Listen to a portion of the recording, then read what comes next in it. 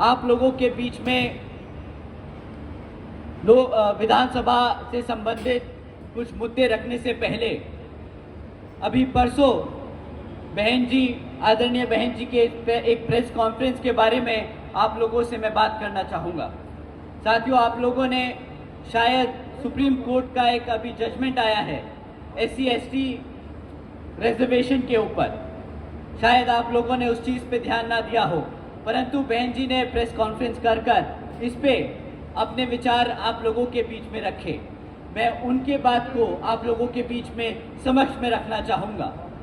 साथियों, supreme court का जो जजमेंट अभी आया है, उसके तहत जो SC/ST में जो जातियां हैं उनको रिजर्वेशन देने का अधिकार जो आज तक पार्लियामेंट और राष्ट्रपति के पास हुआ करता था, वो आज उनसे छीनकर राज्य की सरकारों को देने का काम कर दिया गया।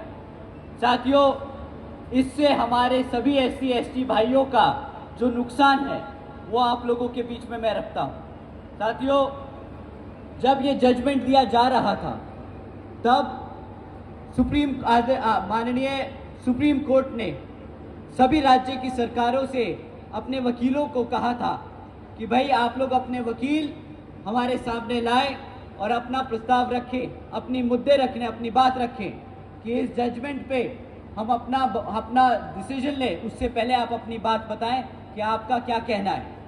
साथियों, कांग्रेस के वकील वहां मौजूद थे, भाजपा के वकील मौजूद थे और उस जजमेंट से पहले किसी भी एक पार्टी के वकील ने उस जजमेंट पे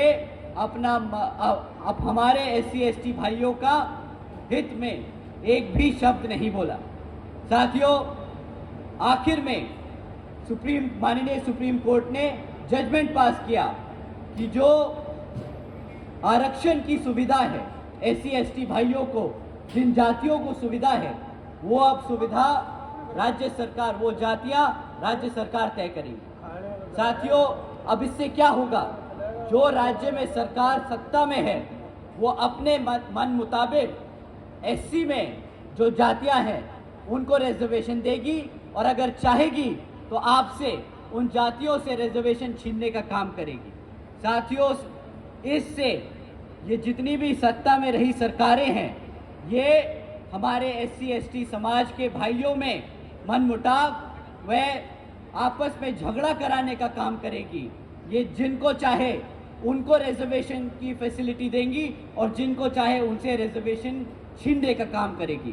साथियों, बाबा साहब ने किसी कारण ये जो ताकत थी, ये जो शक्ति थी, ये पार्लियामेंट और राष्ट्रपति जी को दी थी, परंतु इन कांग्रेसियों और भाजपा के लोगों ने जानबूझकर ये डिसीजन अपने हित में कराया है ताकि वो आपका रिजर्वेशन छीनने का काम करें। तो साथियों, जब ये कांग्रेसी और भाजपाई आपको लाल किताब दिखाकर बोलते हैं कि हम कॉन्स्टिट्यूशन बचाने आए हैं, हम संविधान बचाने आए हैं, तो साथियों ये ऐसे जजमेंट पास कराकर आपसे आपके हक को छीनने का काम कर रहे हैं, आपके हकों को छीनने का काम कर रहे हैं।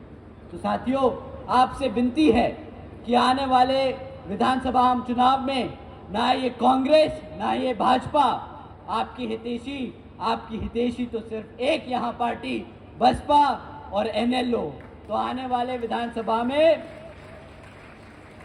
आप हमारे श्री अभय सिंह चौटाला जी को मुख्यमंत्री बनाकर इन सब को खदेड़ बहार कर यहाँ पर अपने हितों को सुरक्षित करने का काम करें।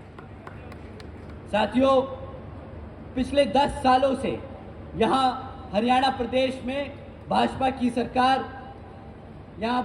सरकार आसीन है और पिछले 10 सालों में इन्होंने कई विरोधी काम, जनता विरोधी, किसान विरोधी, दलित, SC/ST विरोधी काम करे हैं, परंतु अब विधानसभा आम चुनाव सर पर हैं तो ये आप लोगों के बीच में आकर आपसे वोट मांगने का काम करेंगे। परंतु इस बारी आप सबको वोट डालने से पहले इनसे कुछ ज़रूरी मुद्दों पर सवाल करने हैं। मैं साथियों आपसे जाति और धर्म के आधार पर सवाल करने को नहीं कहूँगा। मैं आपसे कहूँगा कि आप इनसे शिक्षा पे, रोजगार पे और बढ़ती हुई महंगाई पे सवाल करें। मैं यहाँ मौजूद मेरी सभी माँ बाप, मेरे सभी बड़े माँ बाप और युवा साथियों से पूछना चाहूँगा कि पिछले 10 सालों में आपके बच्चों के लिए, मेरे युवा साथियों, आपके रोजगार के लिए, आपकी शिक्षा के लिए इस सरकार ने क्या काम किया। साथियों, बीजेपी की सरकार के चलते हुए पिछले 10 सालों में यहाँ 5,000 से ज़्यादा प्राइमरी स्कूल बंद कर दिए गए। एक तरफ बच्चों की पढ़ने की संख्या बढ़ रही है और दूसरी तरफ ये भाजपा की सरकार आपके प्राइमरी स्कूल बंद कर रही है ताकि आपके बच्चे शिक्षा ना हासिल कर सके। साथियों, एक तरफ सरकार के पास हरियाणा में 2,200 सीनियर स्कूल हैं, उनमें से 1,000 से ज़्यादा स्कूलों में प्रिंसिपल तक नहीं है। साथियों, अब आप ही बताइए कि जिन बच्चे इन सरकारी स्कूलों में पढ़ रहे हैं, अगर उन स्कूलों में शिक्षक नहीं होंगे तो आपको क्या लगता है कि आपके बच्चे कभी पढ़ लिख पाएंगे? बताइए, आपके बच्चे पढ़ लिख पाएंगे? जब बच्चे आपके पढ़ेंगे लिखेंगे नहीं तो क्या करेंगे?